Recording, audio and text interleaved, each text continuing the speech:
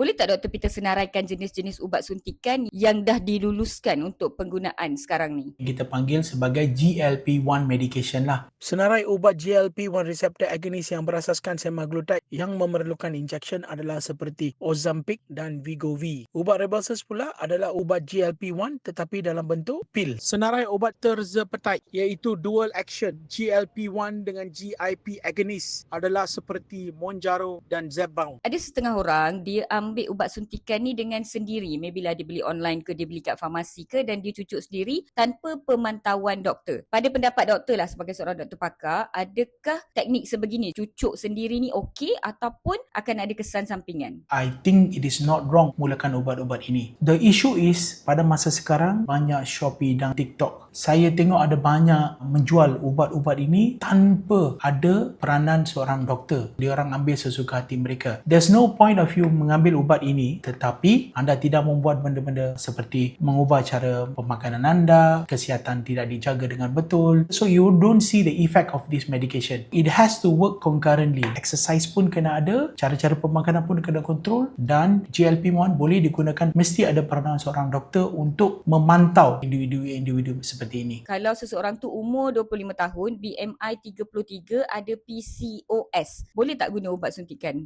Kita kena memberi nasihat dari segi pemakanan, bersenaman dulu bagaimana kita boleh mengatasi, dan akhir sekali kita boleh membantu menggunakan ubat GLP-1. Macam mana pula kalau orang tu pregnant dan dia obesity? Boleh tak guna ubat suntikan sebegini untuk turunkan berat badan? Tidak boleh digunakan. GLP-1 is never been approved for seorang yang pregnant. Kalau seseorang tu dia nak tahu sama ada dia sesuai ke tak guna ubat suntikan sebegini, apa langkah wajar yang dia sepatutnya ambil? Pergi berjumpa dengan doktor anda, see your protocol. Adakah anda mematuhi klasifikasi untuk seorang yang mengambil ubat-ubat seperti ini? Selepas mengambil ubat, perlu memantau balik. Sebab ubat-ubat ni juga ada mempunyai beberapa kesan sampingan yang perlu diambil kira. Boleh tak Dr. Peter terangkan apakah manfaat serta kesan sampingan buruk ubat suntikan untuk kurangkan berat badan ataupun ubat suntikan obesiti ini? Saya telah menggunakan ubat GLP-1 ni kepada pasien saya dalam bilangan yang boleh considered significant, and I've seen tremendous improvement dari segi tidur, dari segi pemakanan. Of course, ada juga pesakit-pesakit saya yang mempunyai kesan-kesan sampingan seperti abdominal discomfort, ada yang constipation, cherry beret, ada palpitation dan sebagainya. Tetapi you have to see every patient individually dan tengok bagaimana kita boleh mengatasi masalah ini. So guys, Dr. Peter dah kongsikan ke semua jenis manfaat, kesan sampingan dan juga indikasi sedikit sebanyak, dan siapa yang tak boleh guna ubat suntikan ini. Harap you all dapat ilmu daripada doktor pakar sendiri, dan sebaik-baiknya jika you all nak ambil ubat suntikan ini, pastikan anda ada nasihat dan juga konsultasi daripada doktor untuk pantau manfaat dan juga kesan sampingan. Terima kasih Dr. Peter Pragasem, pakar internal medicine daripada Columbia Asia Hospital Ceras. Saya Dr. Peter Pragasem, Consultant Physician, Hospital Columbia Asia Ceras. Video berbentuk pendidikan kesihatan ini dibawakan khas untuk anda oleh Columbia Asia Hospital Ceras yang kini berada di bangunan baru yang lebih luas untuk keselesaan anda semua.